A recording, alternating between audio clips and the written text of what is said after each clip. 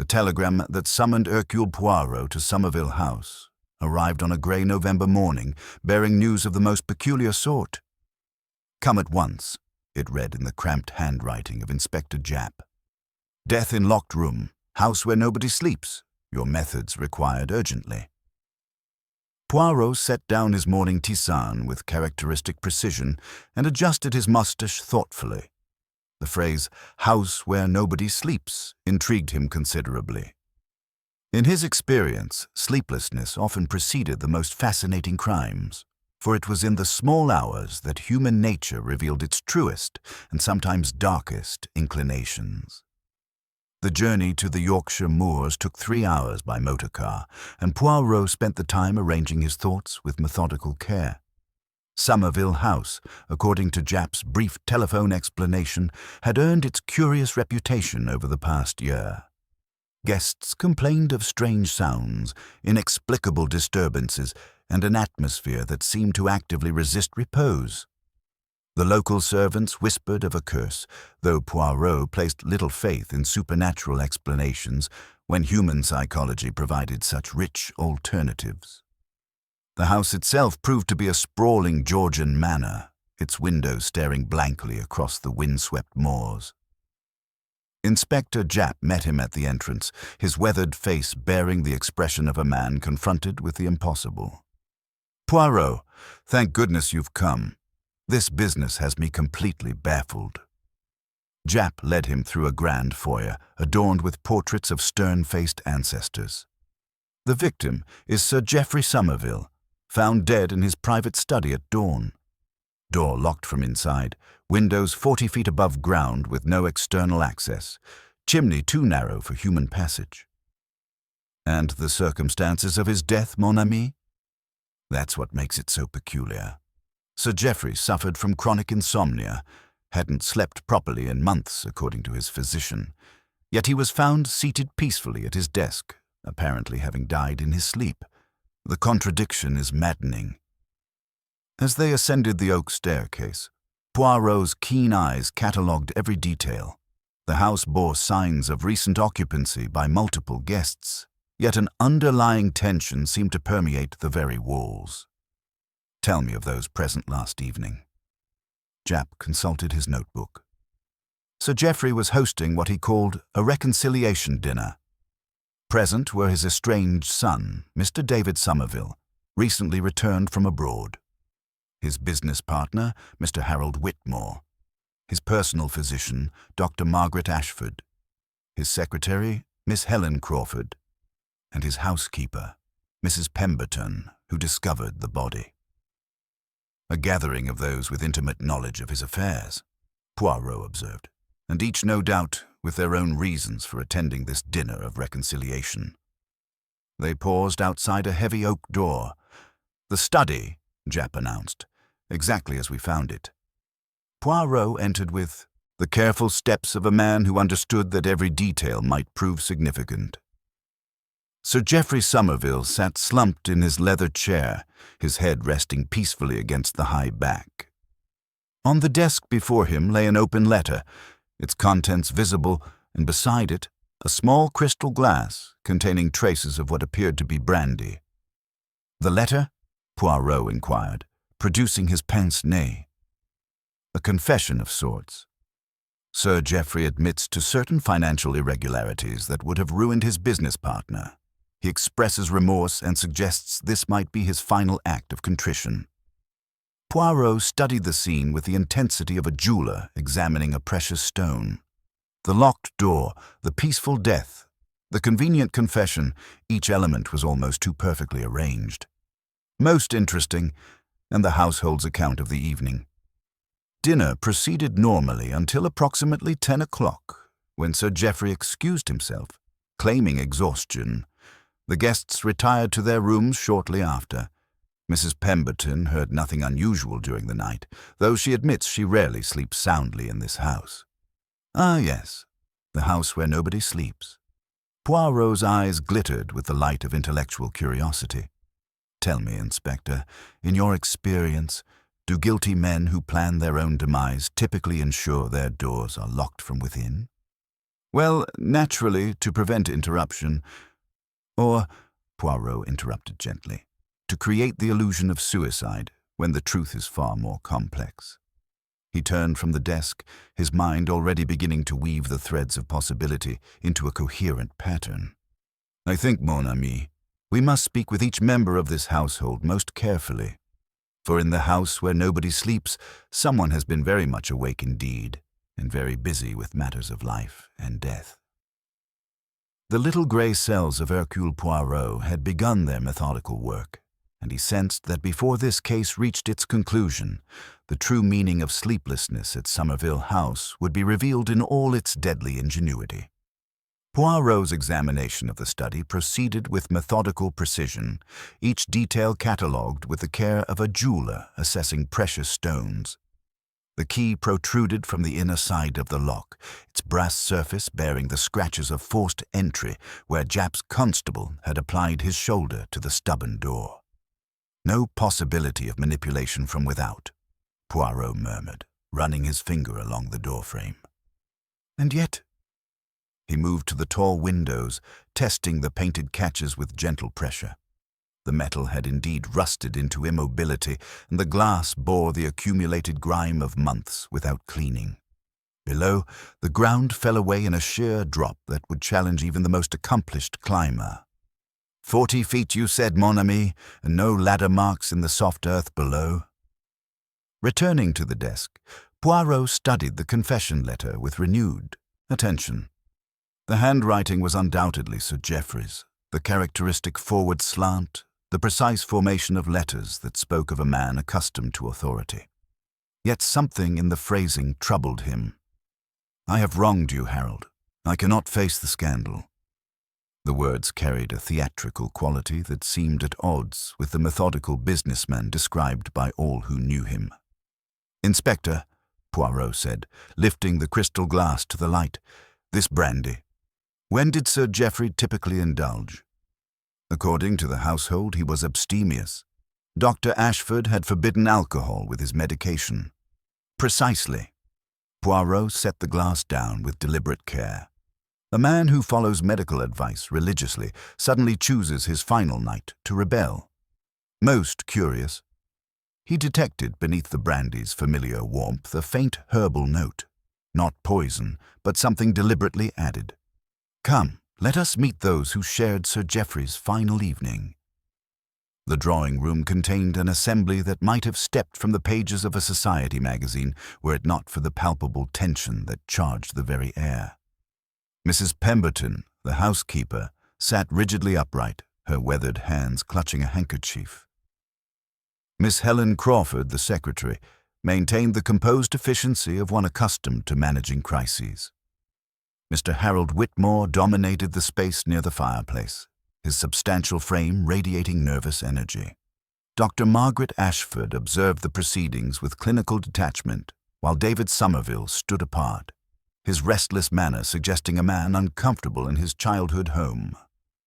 Mesdames et messieurs, Poirot began, settling into the chair Japp had positioned for optimal observation. I am Hercule Poirot. The circumstances of Sir Geoffrey's death present certain inconsistencies that require clarification. David Somerville shifted impatiently. Surely the matter is straightforward. My father left a confession. What more requires explanation? Ah, but monsieur, it is precisely because the explanation appears so complete that we must examine it most carefully.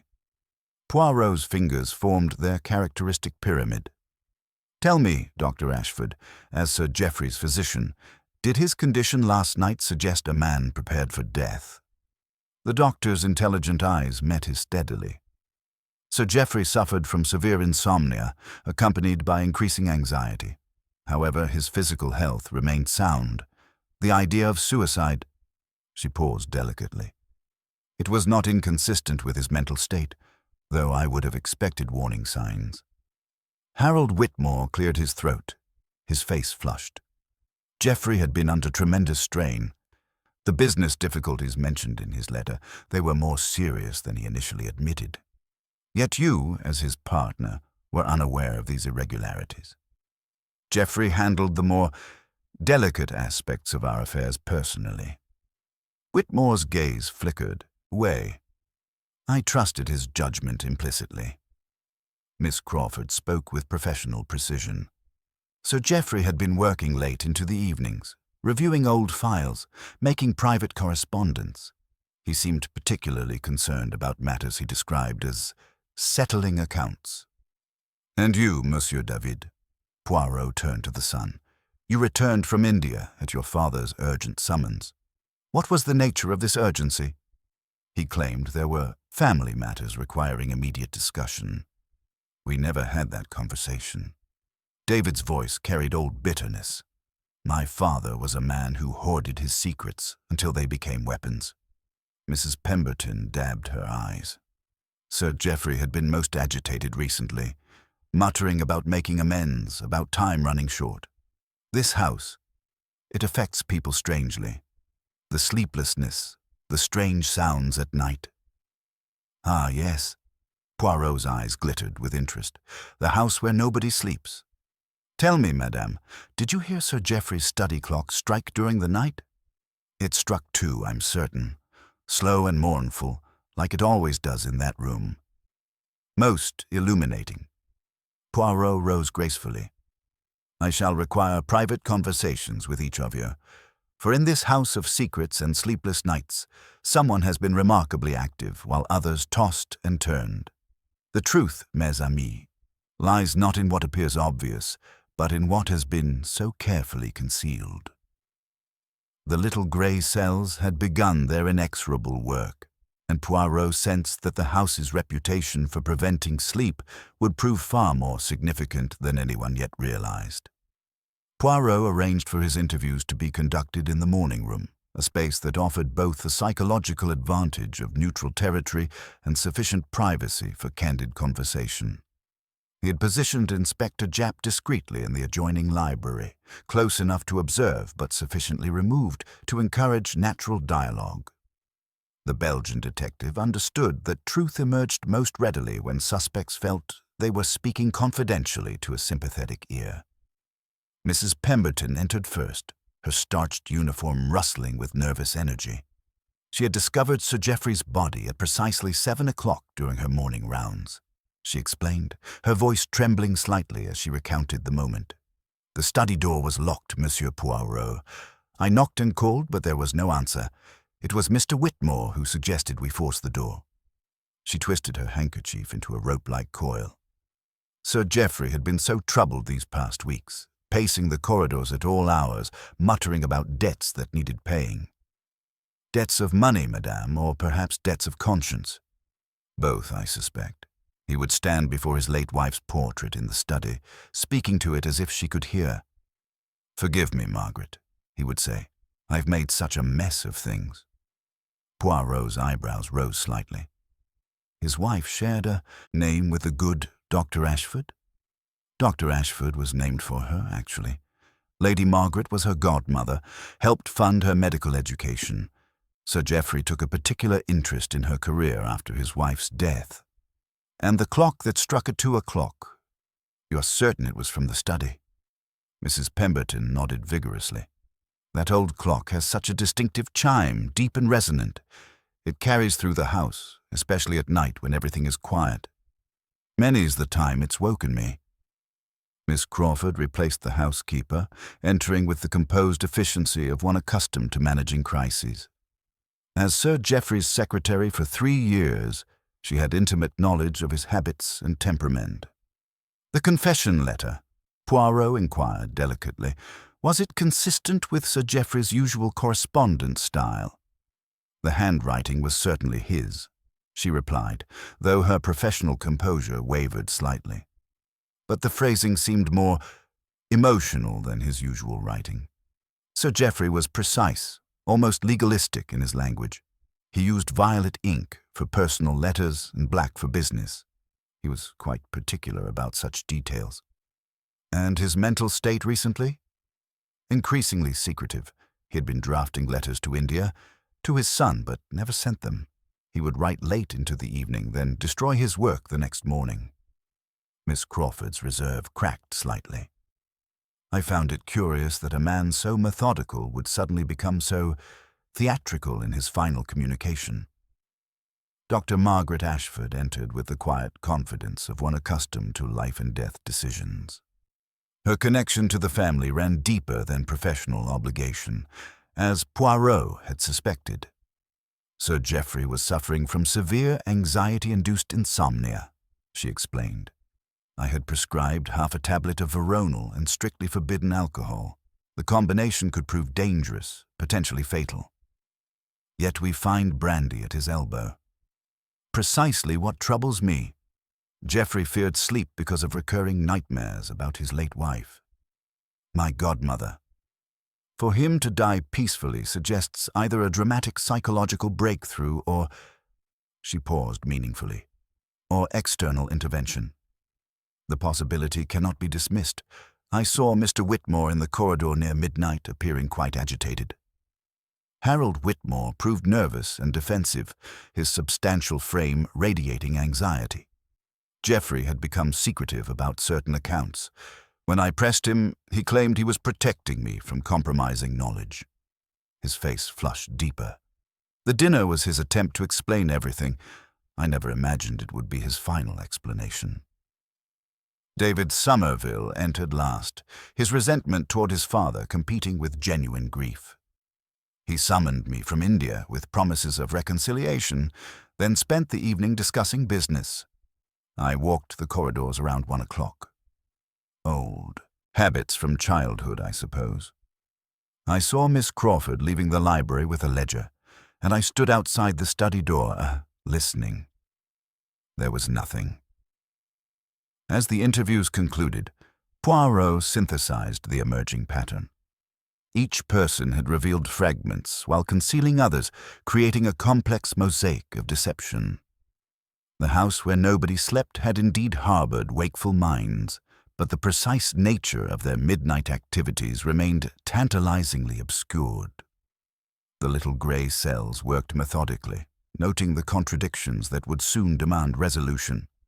The contradictions that had begun to crystallize in Poirot's mind demanded immediate attention, and he returned to the study with Inspector Japp, determined to subject every detail to methodical scrutiny.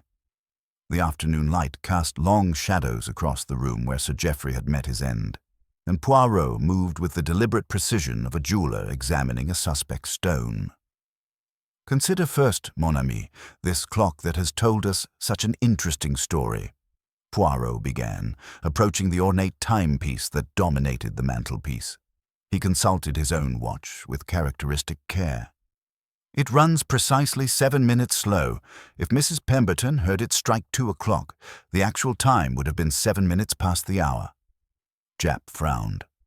Hardly seems significant, Poirot. In a case where timing may prove crucial, 7 minutes could represent the difference between innocence and guilt. Poirot examined the clock's mechanism more closely, noting the missing winding key. And observe, Sir Geoffrey, so methodical in all things, allowed his timepiece to run down. Most curious for a man who valued precision above all else. He moved next to the desk, where the confession lay in its incriminating clarity. Drawing open the drawer, Poirot produced a second ink bottle. Violet ink, its stopper gummy with neglect. Miss Crawford informed us that Sir Geoffrey reserved violet ink for personal correspondence, black for business matters. Yet this deeply personal confession is written in business black.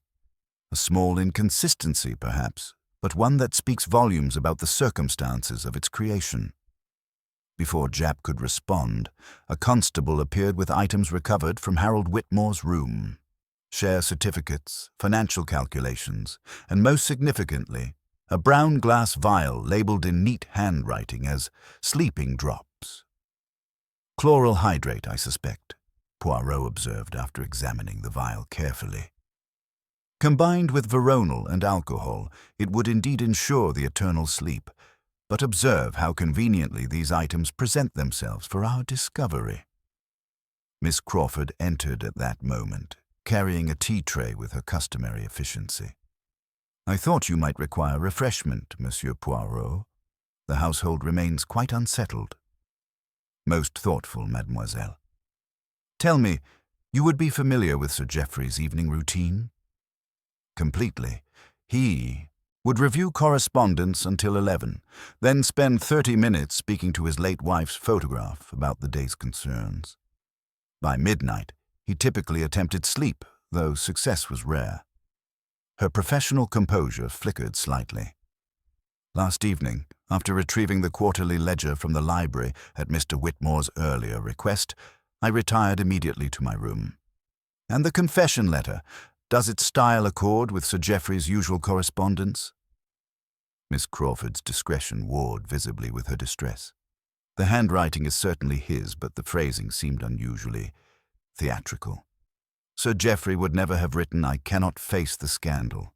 He would have said, "I am unable to confront the public exposure." Such distinctions mattered to him immensely. After she departed, Japp turned to Poirot with growing excitement. "The evidence against Whitmore is overwhelming. Motive, opportunity, the sleeping drops in his possession.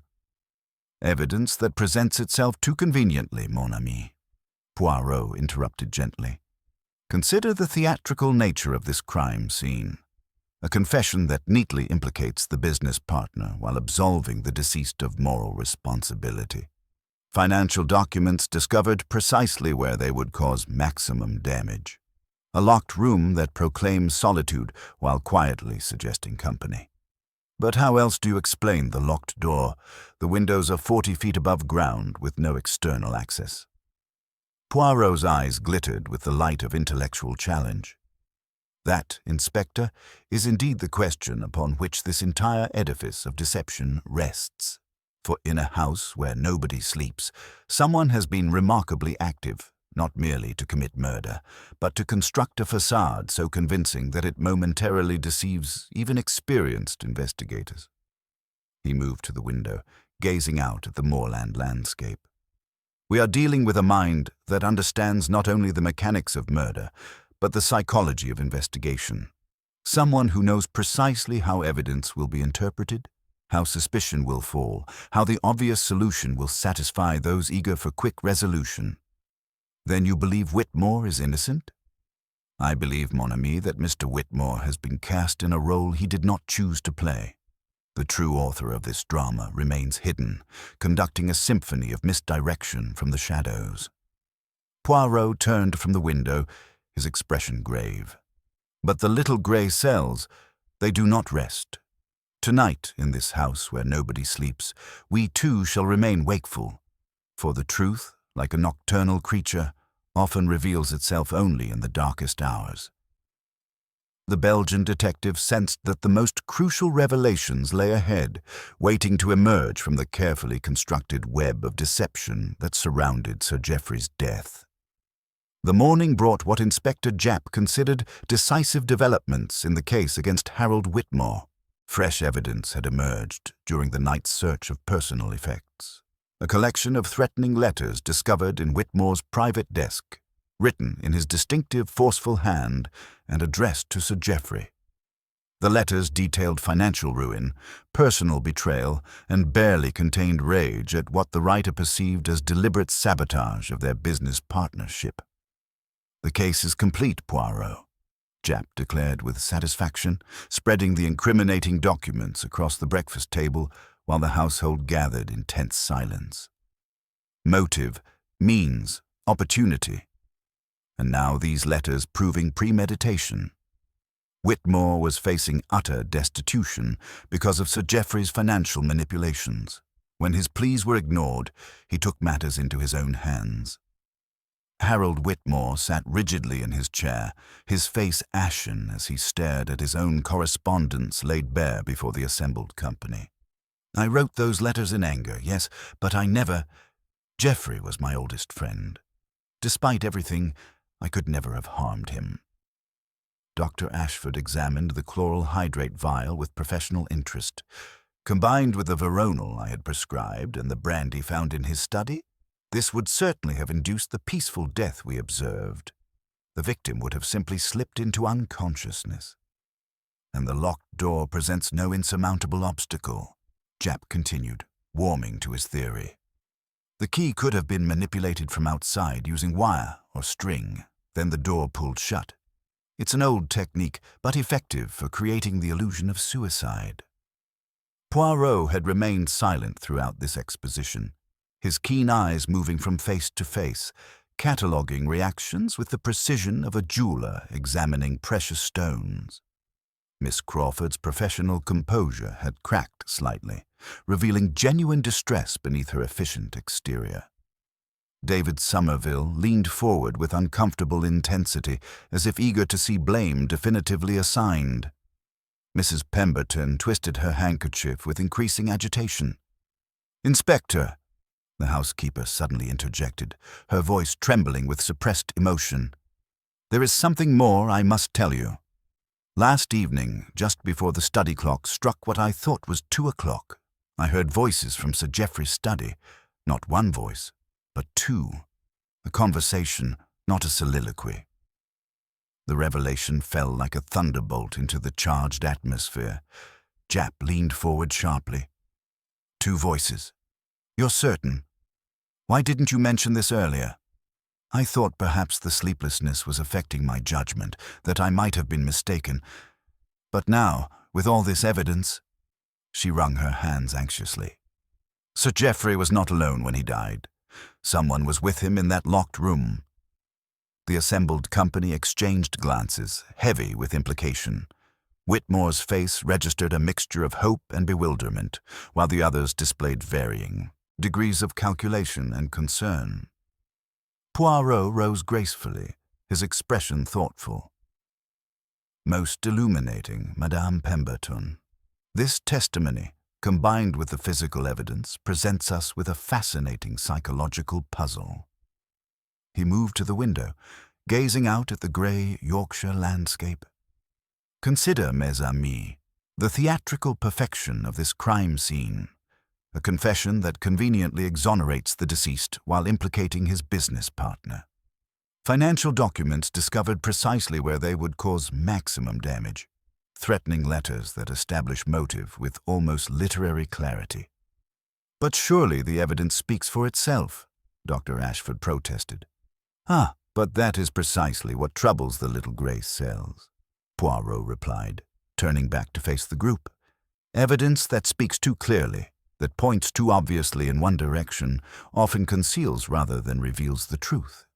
These letters, for instance, written with genuine passion and fury. Yet the confession found in Sir Geoffrey's study is cold, calculated, almost dispassionate.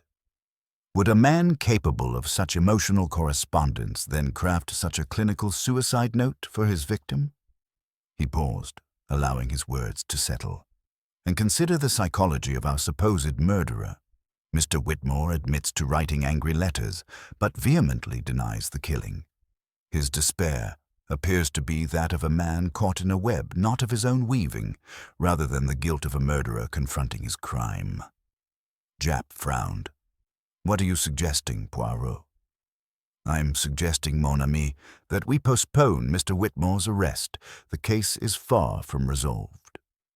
Poirot's gaze swept the assembled faces, noting the subtle shifts in expression his words provoked. In this house, where nobody sleeps, someone has been remarkably active, not merely in committing murder, but in constructing an elaborate facade designed to satisfy our desire for quick resolution.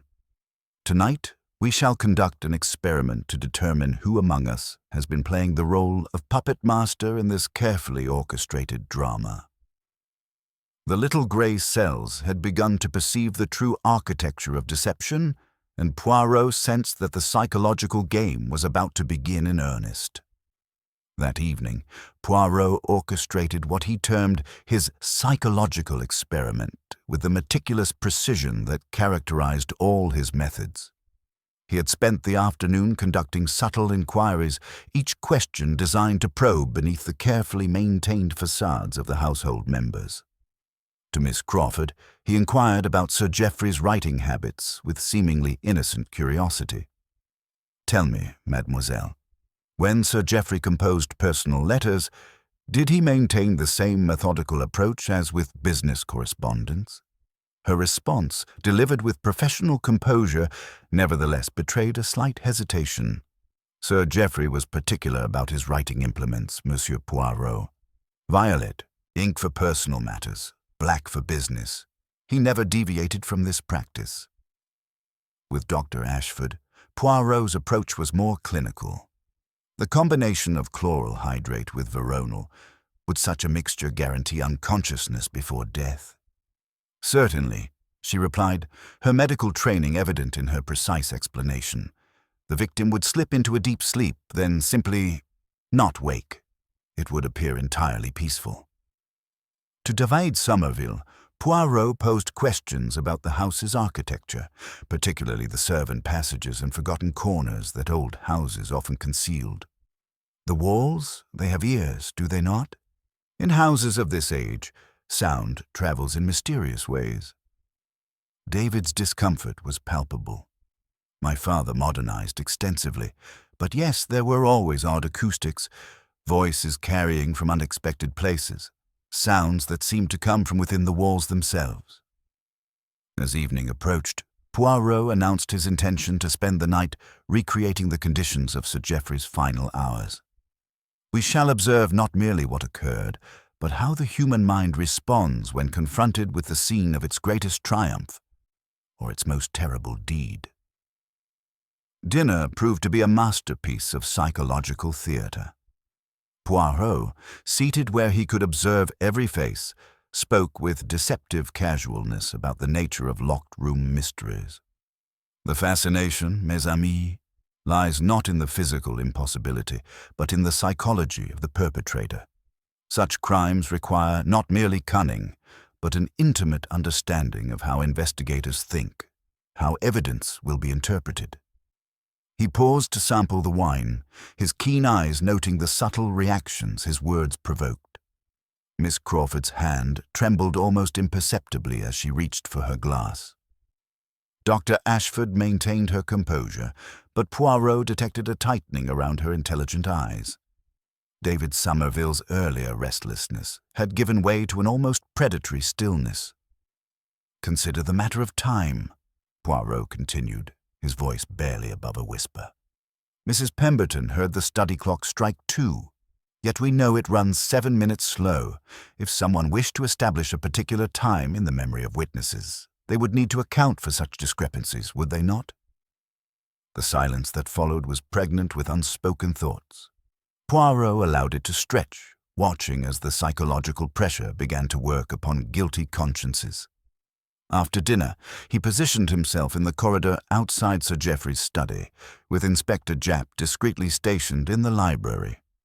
"Tonight, we observe the habits of the sleepless," Poirot announced, "for in this house, where nobody sleeps, someone has been remarkably active." The midnight hours brought their revelations. At precisely 11:30, soft footsteps echoed in the corridor, Miss Crawford moving with practiced stealth. At 1:15, the heavier tread of Harold Whitmore paused uncertainly near the study door before retreating. Dr. Ashford's measured pace crossed the landing at 1:45, while David Somerville appeared at the corridor's far end shortly before 2 o'clock. Then, as the corrected study clock struck 2 with its deep, resonant chime, the house revealed its greatest secret. Faint voices seemed to emanate not from behind the locked door, but from within the very walls themselves. Mrs. Pemberton appeared, trembling. The voices again, just like last night. Poirot rose with feline grace, his eyes bright with intellectual triumph. "Indeed, madame, but not supernatural voices, merely the clever exploitation of this house's forgotten anatomy." He moved to the paneling near the study's corner, pressing his palm against the wood. A hollow sound answered his touch. "Observe, mes amis, a speaking tube, installed during the house's original construction for the convenience of servants. Long forgotten, but still functional. Sound travels through these passages as clearly as through a telephone." He demonstrated by asking Miss Crawford to speak softly from the morning room below. Her voice emerged, attenuated but unmistakable, from the paneling near the study door. You see what this provides to the clever criminal? The ability to be heard in one location while physically present in another. An alibi built upon acoustic deception. Poirot's gaze swept the assembled faces, noting the varying degrees of shock, calculation, and barely concealed fear. "But there is more," he continued, his voice taking on a harder edge. "For someone among you not only knew of this house's acoustic peculiarities, but exploited them with deadly precision. Someone who understood that Mrs. Pemberton would hear voices and assume Sir Geoffrey was not alone in his final moments, when in fact he may have been entirely solitary, speaking only to the photograph of his deceased wife, as was his custom." The psychological game had reached its crucial moment. Poirot could sense the guilty mind struggling against the inexorable pressure of exposure, and he knew that the final revelation was now within his grasp.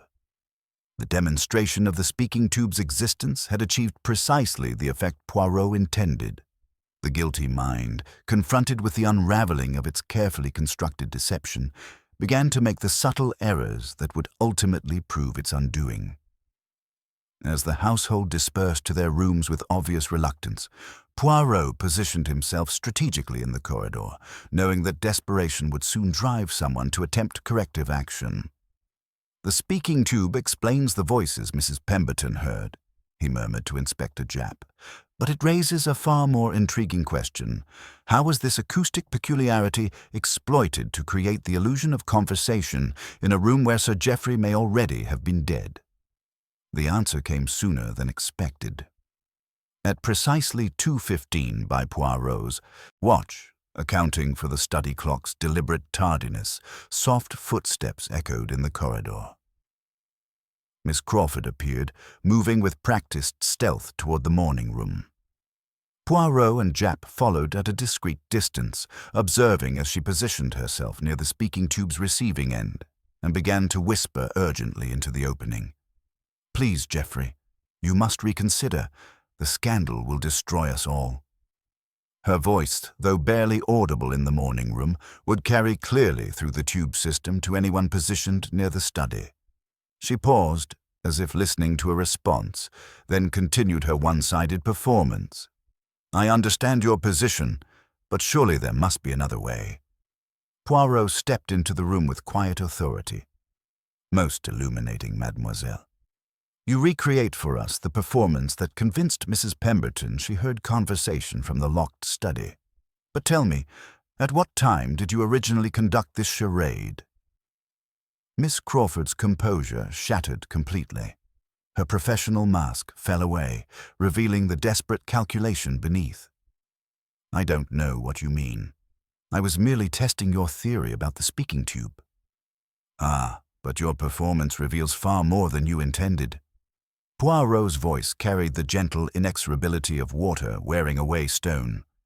"You spoke of scandal, of reconsideration, precisely the themes that appear in the confession letter you so carefully crafted in Sir Geoffrey's name. But you made one crucial error in your theatrical recreation."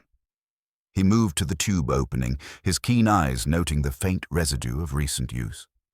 "You positioned yourself to speak into the tube, creating the illusion of voices from the study. But Mrs. Pemberton heard these sounds at 2 o'clock, 7 minutes past the actual hour, according to the slow study clock. This suggests Sir Geoffrey was already dead when you created your acoustic deception." The psychological pressure mounted relentlessly as Poirot continued his analysis. "Consider the timeline, Inspector. Sir Geoffrey retired to his study at 10 o'clock, following his customary routine. By 11, he would have consumed his evening medication, the veronal prescribed by Dr. Ashford. But someone had already introduced chloral hydrate into his brandy, creating a lethal combination that would ensure peaceful death within the hour." Miss Crawford sank into a chair, her trembling hands betraying the strain of maintaining her deception. "You cannot prove any of this. It's all speculation." "Is it, mademoiselle? Then explain why you alone possessed the intimate knowledge necessary to forge Sir Geoffrey's confession in language that mimicked his style while betraying your own linguistic patterns." "I cannot face the scandal. Your words, not his." Sir Geoffrey would have written, "I am unable to confront the public exposure, as you yourself testified regarding his precise manner of expression." The trap was closing with mathematical precision. Poirot could see in Miss Crawford's shifting expression the moment when she realized the full extent of her exposure. "You killed Sir Geoffrey sometime before midnight, then used the speaking tube to create the illusion of life in the locked study. Your performance at 2 o'clock was designed to establish the time of death and provide yourself with an acoustic alibi." "But the locked door," Japp protested, "easily managed from within before the murderer's departure. The key remained in the lock, the windows were genuinely sealed, but our killer had intimate knowledge of the house's forgotten passages, knowledge gained through years of managing Sir Geoffrey's correspondence and household affairs." Miss Crawford's silence spoke louder than any confession. The psychological game had reached its crucial moment, and Poirot sensed that the final revelations were now within his grasp.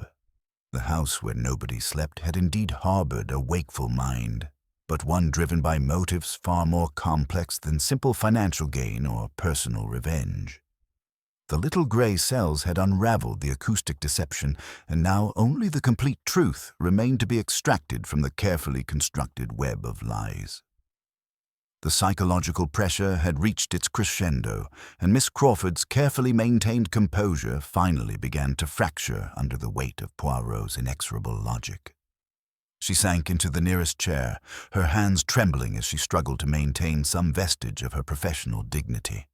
The speaking tube demonstration had stripped away her primary line of defense, leaving her exposed to the penetrating analysis of the Belgian detective's little grey cells. "I staged the voices," she admitted finally, her voice barely above a whisper.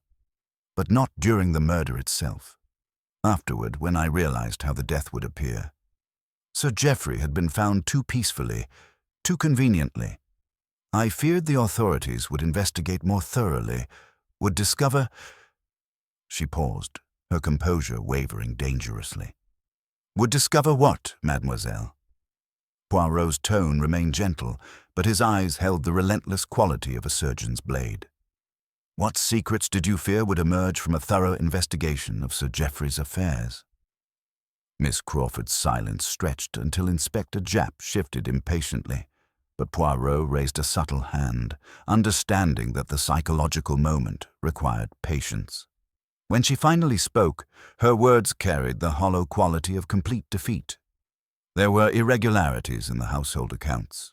Small amounts initially, nothing that would have bankrupted him, but over time. She lifted her eyes to meet Poirot's steady gaze. "Sir Geoffrey had discovered my embezzlement. He confronted me that evening after dinner, not in anger, but with that terrible disappointment that was somehow worse than fury. Ah, but there was more than simple theft involved, was there not?" Poirot moved to the window, his keen mind synthesizing the emerging pattern. "The quarterly ledger you retrieved from the library, it contained evidence of systematic manipulation of the business partnership between Sir Geoffrey and Mr. Whitmore. The confession that followed revealed layers of deception that went far beyond household pilfering. Miss Crawford had been feeding confidential information to competitors, gradually undermining joint ventures while positioning herself as indispensable to Sir Geoffrey's increasingly complicated affairs. Her intimate knowledge of his business dealings had made her betrayal particularly devastating. "He intended to dismiss me without references," she continued, her professional mask finally shattered completely, "to ensure I could never again hold a position of responsibility. My reputation, my entire future, destroyed by his moral righteousness." Poirot nodded with the satisfaction of a mathematician whose complex equation was finally balancing. But even as Miss Crawford's partial confession unfolded, his mind remained focused on the crucial detail that had been troubling him since his first examination of the crime scene. "The brandy glass in Sir Geoffrey's study," he said suddenly, turning from the window with renewed intensity. "You spoke of his strict medical prohibition against alcohol, yet we found traces not merely of brandy, but of something more subtle, a faint herbal note that spoke of deliberate addition."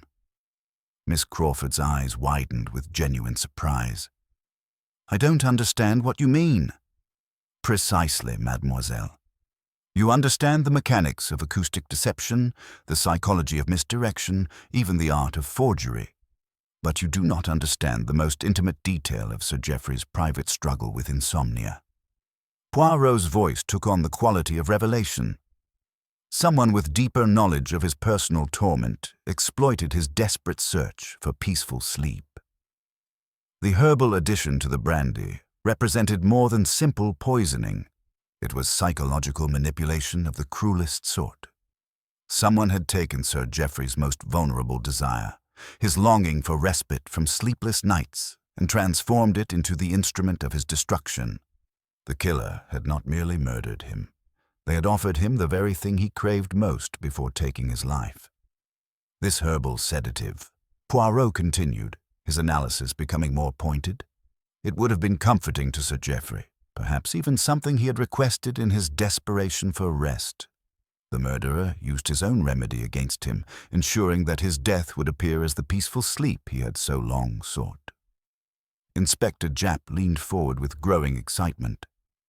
"Then Miss Crawford is not our killer? Miss Crawford has committed serious crimes.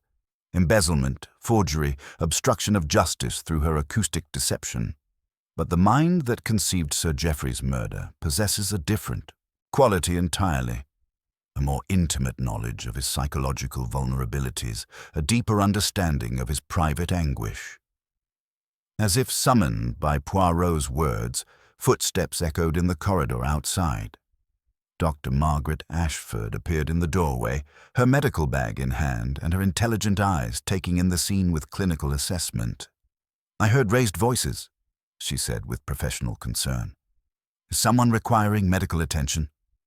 Poirot's eyes glittered with the light of approaching revelation. "Indeed, Doctor. Someone is in very great need of attention, though perhaps not the medical variety you practice." He moved toward her with the careful steps of a hunter approaching his quarry. "Tell me, in your extensive medical knowledge, what herbal remedies might a desperate insomniac employ when conventional treatments fail to provide relief?" The psychological game was entering its final phase, and Poirot sensed that the house where nobody slept was about to yield its ultimate secret.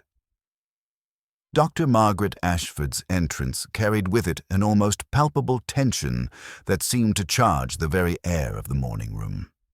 Her medical bag, Poirot observed with characteristic attention to detail, bore the warmth of recent handling despite the late hour, and a faint medicinal odor clung to her clothing. Not the harsh antiseptic scent of a hospital, but something more subtle, more herbal in nature. The Belgian detective's keen senses detected the lingering traces of valerian root, a scent that would prove most significant in the unraveling of this carefully constructed deception. "Herbal remedies for desperate insomnia," Dr. Ashford repeated, her professional composure intact, but her intelligent eyes betraying the slightest flicker of calculation. "There are several traditional preparations, certainly. Valerian root, chamomile, passion flower. I occasionally recommend such supplements when conventional medications prove insufficient for particularly troubled patients." "Ah, but I think we speak of something far more specific, do we not, Doctor?" Poirot moved closer, his keen senses cataloguing every subtle shift in her demeanor. "Something that would complement the veronal you had prescribed to Sir Geoffrey, creating what medical professionals term a synergistic effect. One that would ensure the peaceful death we observed in his study." The psychological pressure was building with methodical precision, and Poirot could see in Dr. Ashford's eyes the moment when she realized the inexorable direction of his inquiry. Her medical training had taught her to maintain composure under the most extreme circumstances, but the little grey cells were relentless in their pursuit of truth. From his waistcoat pocket, Poirot produced a small notebook, its pages filled with his characteristic precise handwriting. "The chemist in Ripon remembers you quite well, Doctor. Chloral hydrate, purchased 2 days before Sir Geoffrey's death, charged to the Somerville House account. You provided the name of a patient, one Mrs. Bellamy, whom the local practice has not seen for 6 months. Dr. Ashford's professional mask wavered almost imperceptibly. I maintain supplies for various patients. The order could have been for my work at the county infirmary. Perhaps, but combined with other evidence, it forms a most compelling pattern. Poirot's voice carried the gentle inexorability of water wearing away stone. You were far more than Sir Geoffrey's physician, were you not? Your godmother, Lady Margaret, had been his beloved wife. You had grown up hearing stories of their devotion, their perfect understanding of one another. When she died, Sir Geoffrey's grief became both your professional and personal responsibility. The truth was emerging with surgical precision, each revelation cutting away another layer of carefully constructed deception. Miss Crawford watched in fascination as the focus shifted definitively away from her own crimes toward the doctor's more subtle and infinitely more deadly transgressions. You visited Sir Geoffrey that final evening, did you not?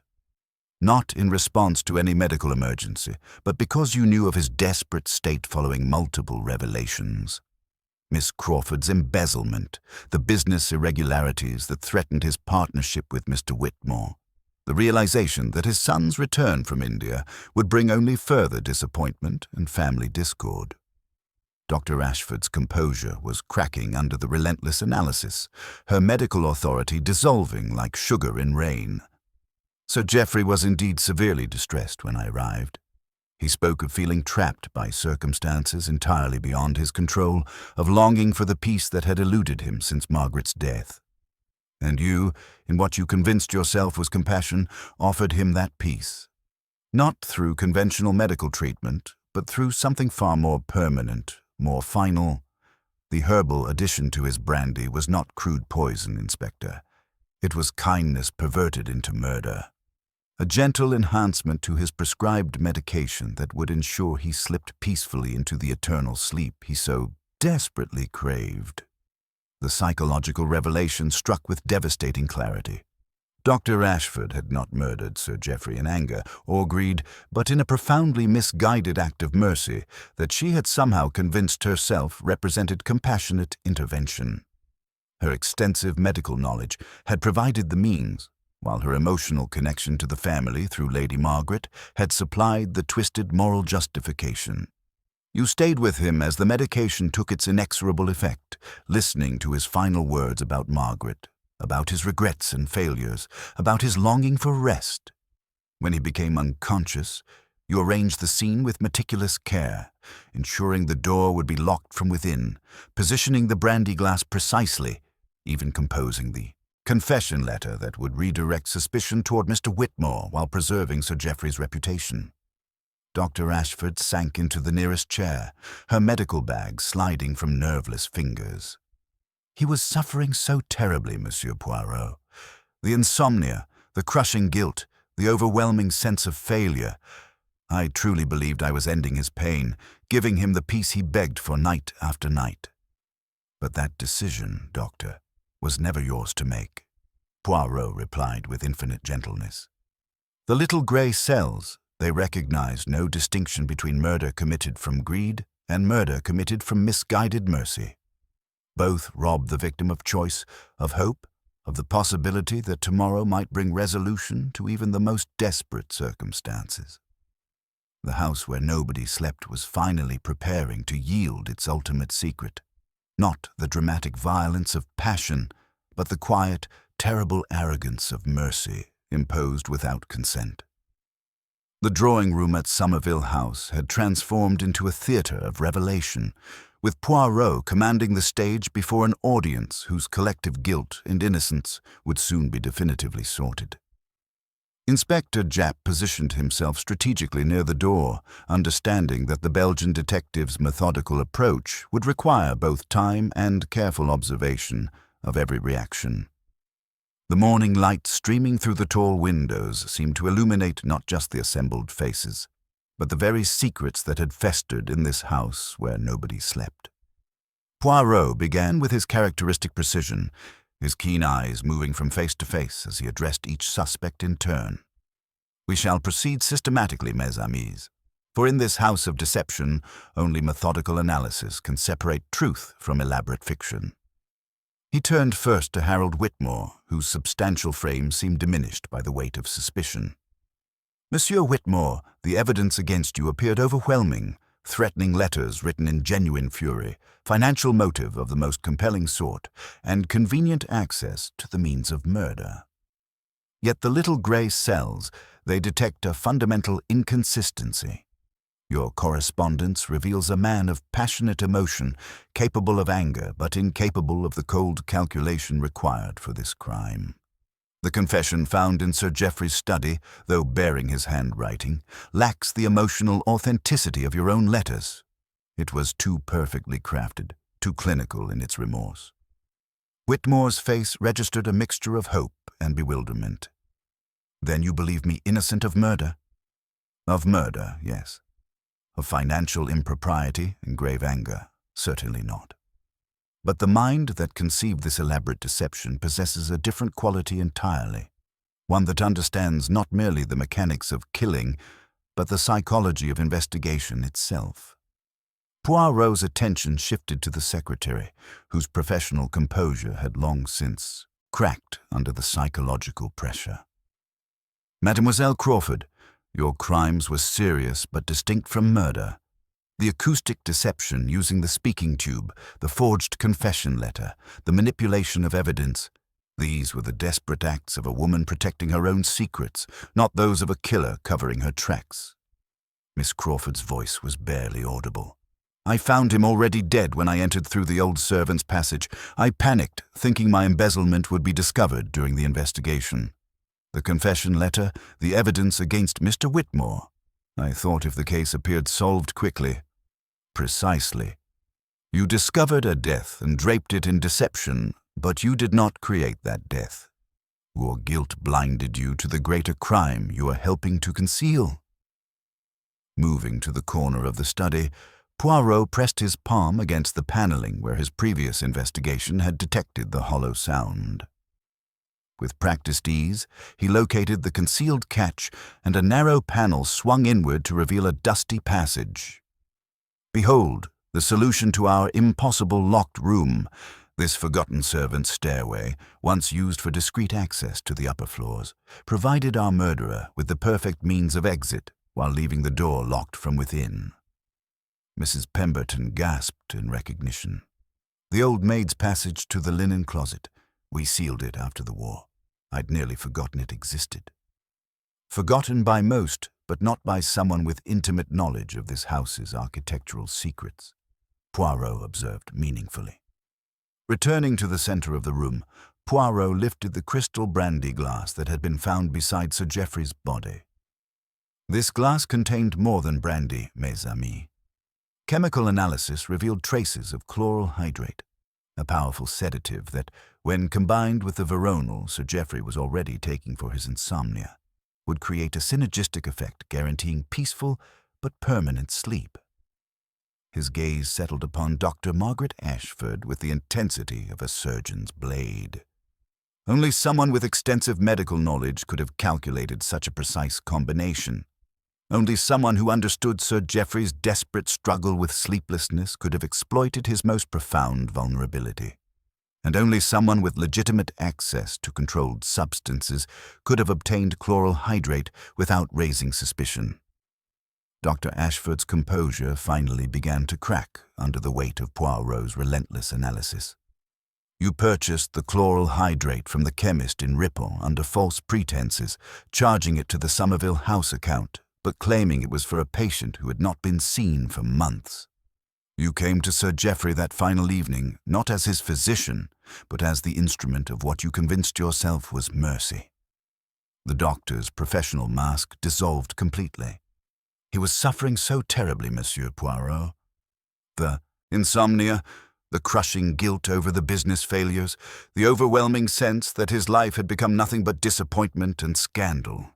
He begged me for peace, permanent peace. And you, in your profound arrogance, decided that peace was yours to give." Poirot replied with gentle but inexorable firmness. You added the herbal sedative to his brandy, knowing it would interact fatally with his prescribed medication. You watched him slip into unconsciousness, believing you were granting him the mercy he craved. Dr. Ashford's composure shattered entirely as the psychological pressure reached its breaking point. I arrived at 10:30, summoned not for medical treatment, but because Geoffrey needed someone who understood the depth of his despair. Miss Crawford had confessed her embezzlement. Mr. Whitmore was demanding explanations about the business irregularities, and David's return had brought only bitter recriminations. Her voice carried the hollow quality of complete defeat. He spoke constantly of Margaret, my godmother, how she would have handled these crises, how desperately he longed to join her in what he called the peace beyond all understanding. When he asked me directly whether there might be a way to ensure permanent rest, I initially refused to understand his meaning, but as I witnessed his genuine anguish, "You convinced yourself that prolonging his suffering was cruel rather than compassionate," Poirot finished. "You administered the fatal combination, then remained with him as he lost consciousness, listening to his final words about his beloved wife, about his regrets and failures. After he died, I arranged the scene carefully, locking the door from within before departing through the servants' passage, positioning the confession letter that Miss Crawford had prepared earlier, ensuring that his death would appear as suicide rather than assisted dying. I even planted the chloral hydrate in Mr. Whitmore's room, hoping any investigation would point toward the desperate business partner." Inspector Japp stepped forward with grim satisfaction. "Dr. Margaret Ashford, I arrest you for the murder of Sir Geoffrey Somerville. Miss Crawford, you'll face charges for forgery, embezzlement, and obstruction of justice." As the handcuffs clicked into place, Dr. Ashford looked up with something approaching relief. I truly believed I was ending his suffering, giving him the peace he begged for night after night. Poirot's expression softened with infinite sadness. "The tragedy, Doctor, is that Sir Geoffrey's despair, however genuine, might have found resolution through time and proper treatment. Depression, even in its most severe forms, can yield to intervention. You robbed him not merely of life, but of the possibility of recovery, of redemption, of the hope that tomorrow might bring relief from his suffering."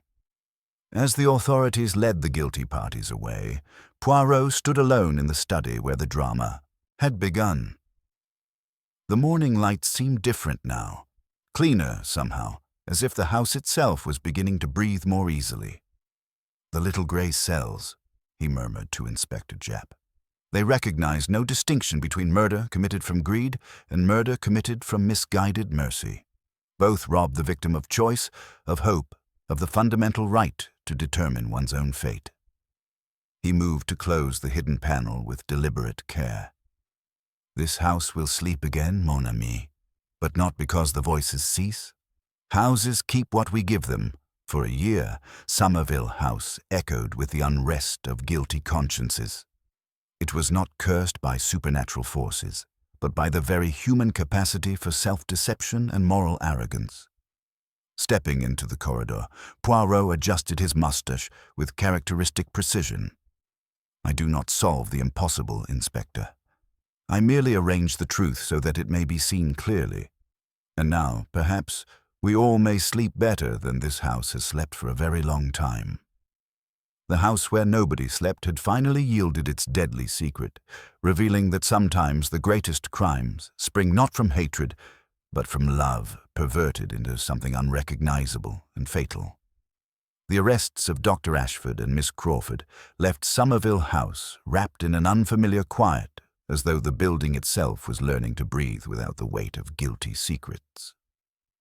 Inspector Japp supervised the final formalities while Poirot, with characteristic delicacy, attended to the human threads left tangled by revelation. David Somerville stood in his father's study, no longer a crime scene, but simply a room where difficult decisions awaited. The business partnership with Harold Whitmore would require careful untangling, not from criminality, but from the web of misunderstandings that Miss Crawford's manipulations had created. The financial irregularities were largely fabricated. Poirot explained to both men as they reviewed the authentic ledgers. Miss Crawford created the appearance of malfeasance to justify her own embezzlement, making each of you suspicious of the other. Your father died believing he had failed his oldest friend, Monsieur Whitmore, when in truth you were both victims of systematic deception. Whitmore's relief was palpable, though tempered by genuine grief. Geoffrey summoned his son home because he had discovered the discrepancies and wanted family support in confronting what he believed was my betrayal. Instead, he found only Miss Crawford's lies and Dr. Ashford's fatal compassion. As the afternoon light slanted through the study windows, Poirot reflected on the case's deeper implications. Dr. Ashford represents perhaps the most dangerous type of criminal, mes amis. One who commits murder while genuinely believing herself an instrument of mercy. She exploited Sir Geoffrey's most profound vulnerability, his desperate longing for rest, and transformed it into the means of his destruction. The Belgian detective's voice carried the weight of philosophical consideration. She possessed extensive medical knowledge, intimate understanding of his psychological state, and legitimate access to controlled substances. Yet she lacked the fundamental humility to recognize that such decisions were not hers to make. The tragedy is that Sir Geoffrey's depression, however severe, might have yielded to proper treatment and time. She robbed him not merely of life, but of the possibility of recovery. Mrs. Pemberton, the only household member remaining, had already begun the process of opening long-shuttered windows and airing rooms that had been closed for months. "The house will breathe again," she told Poirot with quiet satisfaction. "Strange how lifting secrets can lift shadows." Miss Crawford's full confession had revealed the extent of her embezzlement, systematic but not catastrophic. With proper management, the estate could absorb the losses while she faced both criminal charges and civil restitution.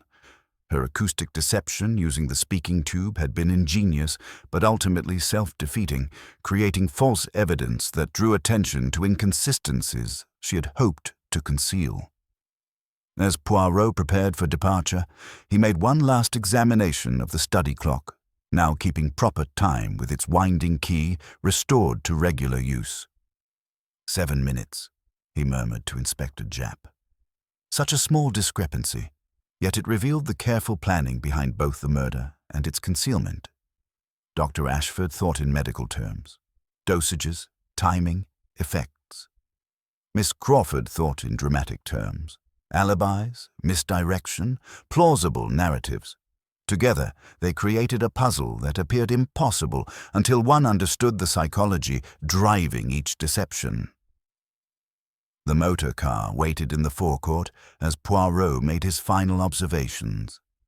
This house earned its reputation as a place where nobody slept, not because of supernatural forces, but because guilty consciences create their own haunting. Dr. Ashford's growing conviction that Sir Geoffrey required her intervention, Miss Crawford's increasing desperation to conceal her crimes, even Harold Whitmore's anxiety about business irregularities he could not understand. All of these created an atmosphere that manifested as sleeplessness and unease. As the Yorkshire countryside rolled past the windows, Poirot reflected on the eternal human capacity for moral self-deception. The little grey cells reveal not merely who committed the crime, Inspector, but why human beings convince themselves that terrible acts can be justified by noble intentions. Dr. Ashford will spend her remaining years in prison, but she will likely never accept that her actions constituted murder rather than mercy. The familiar landmarks of London appeared as Poirot adjusted his moustache with characteristic precision. In the end, mercy imposed without consent remains murder, regardless of the noble intentions that might inspire it. The house where nobody slept will finally find its rest, not because the supernatural has been banished, but because the very human capacity for self-deception has been illuminated and removed. He settled back in his seat with quiet satisfaction. Somewhere behind him, in a room newly silent, an old clock began to keep honest time, and Somerville House prepared to sleep peacefully for the first time in months. The little gray cells had once again restored order to chaos, revealing that sometimes the most dangerous criminals are those who convince themselves they are acting from the highest motives. Truth, as always, had proven more complex and more human than fiction dared imagine.